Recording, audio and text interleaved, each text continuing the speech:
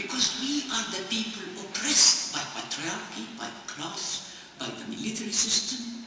So we demonstrate, we go in the streets, and you, women and men in Spain here, you changed your system. Aznar fell, and you brought a better socialist government.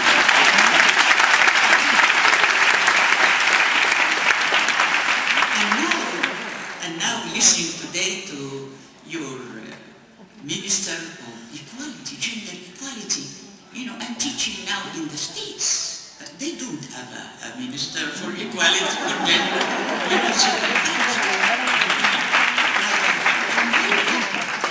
That this conference is happening here because the place is important.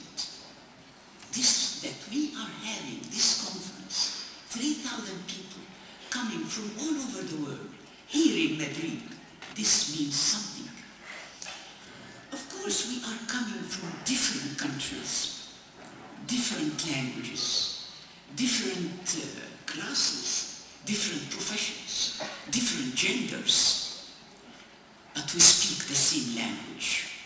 We speak the same language, and that's what makes me feel at home.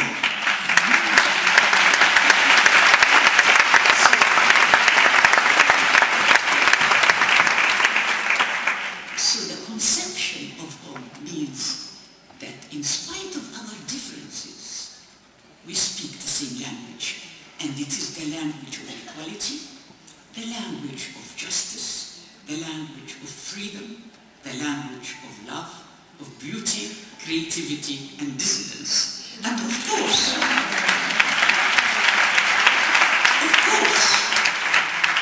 when you live in a jungle, when you live in what we call the postmodern slave system, when a country goes with its military power, with its military nuclear power, and invade another country, like what happened to Iraq and the Palestinian people, and also in Egypt, economic rape, because economic war sometimes is as severe as military war, and in fact the military war means economic war. So when you live in such a world, with such a very unjust system, the capitalist, patriarchal, military system, you have to fight against the system. You have to be dissident. It's inevitable. It's inevitable.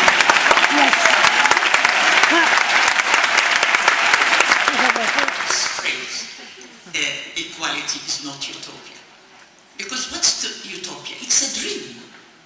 We have a dream. Without a dream, life will be dry. And dream is part of reality.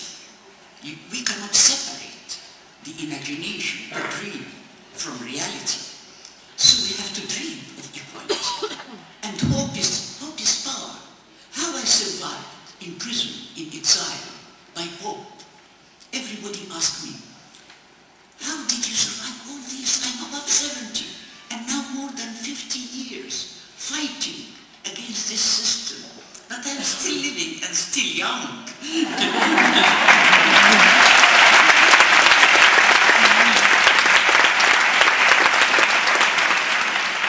That's hope. Power. Hope is power. Dream is power. People who change the world are the optimistic people who have hope. So we have to remember that. Then I would like to come to the point, which is, to me, is important. What's creativity? Creativity means connections.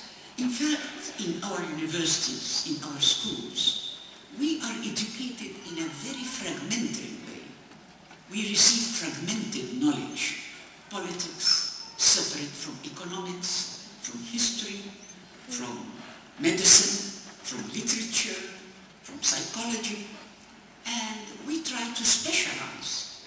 We become very good physicians, very good technicians, but ignorant of the whole world.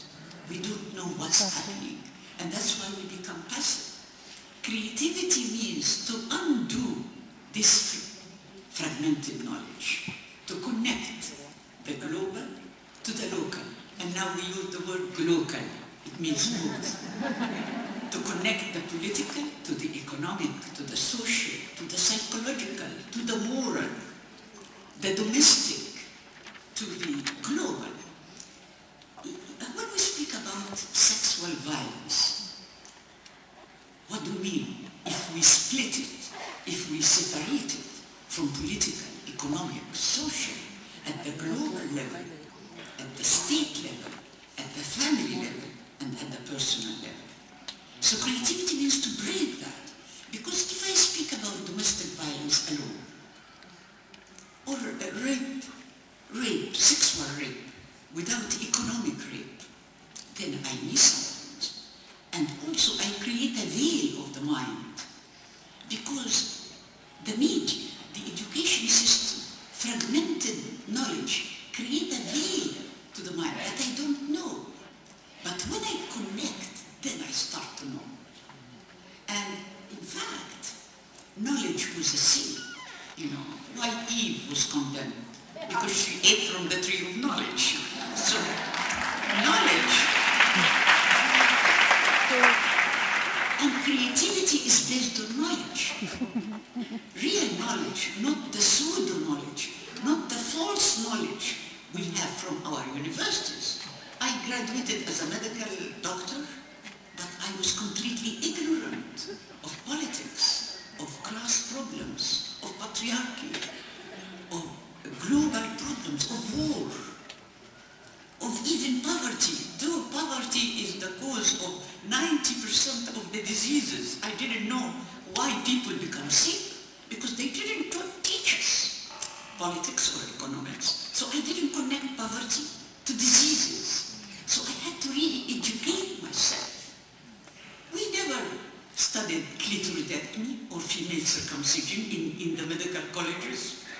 Doctors didn't know what's the function of the clitoris. And we inherited the medical education from the British medical education.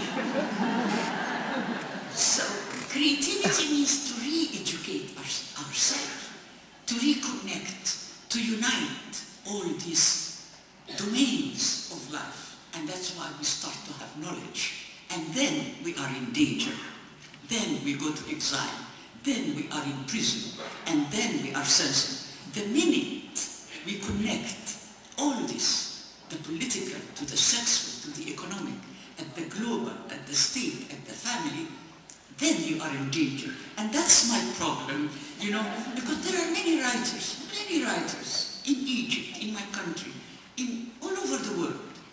And they write beautiful things, separated. This is in this compartment, they win prizes, the Nobel Prize and many prizes, fragmented knowledge. But the minute you undo this pseudo-knowledge, this fragmented knowledge, and you really acquire real knowledge and start to fight, this is the danger even if you are in the United States, even if you are in any country that call itself democratic. Because what do you mean by democracy?